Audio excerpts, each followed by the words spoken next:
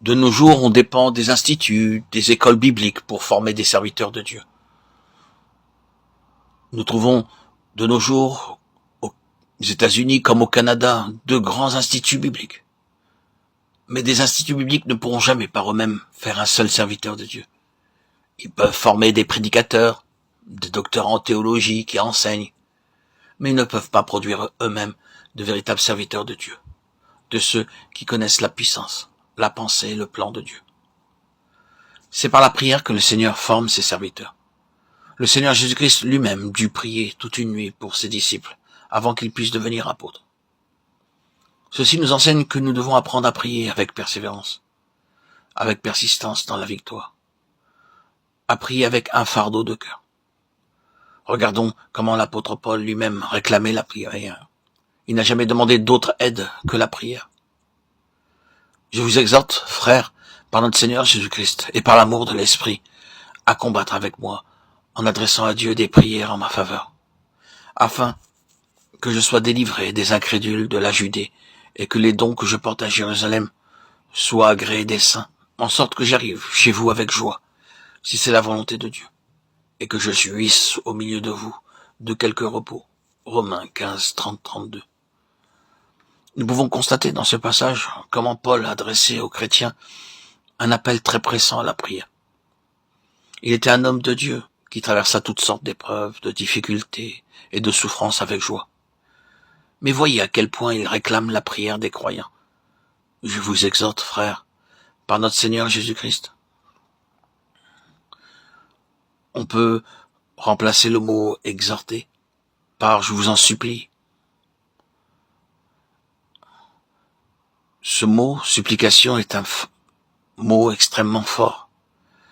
Il dit en fait je vous en supplie, je vous en conjure, priez pour moi. Paul fait un appel pressant comme celui d'un homme en train de se noyer. C'est vraiment comme la supplication d'un homme sur le point de se noyer. Et il crie « Oh, ayez pitié de moi, venez à mon secours ». C'est cela qu'il exprime. Il est un homme de Dieu, rempli du Saint-Esprit. Mais il dit « Je vous implore, je vous supplie, je vous en conjure, priez pour moi ».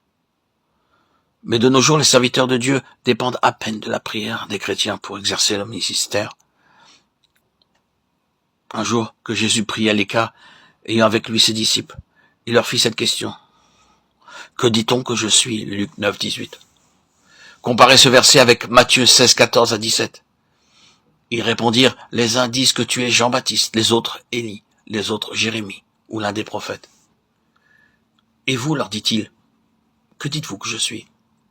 Simon-Pierre répondit, tu es le Christ, le Fils du Dieu vivant.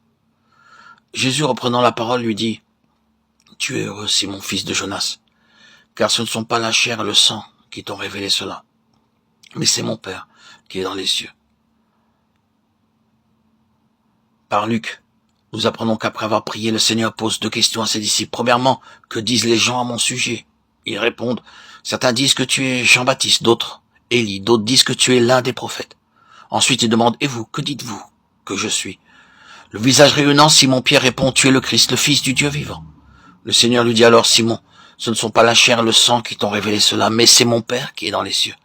J'ai prié pour toi, afin que la lumière de Dieu pénètre en toi et te révèle, te fasse voir que je suis qui je suis vraiment. Ce n'est pas en me voyant faire des miracles ou en écoutant mes sermons que tu me connais tel que je suis, mais c'est parce que j'ai prié pour toi, et mon Père t'a révélé cela. La véritable grandeur du Seigneur Jésus ne peut pas être vue par les miracles qu'il a accomplis ou par les sermons qu'il a prêchés. Il est notre Créateur. Il est le roi des rois.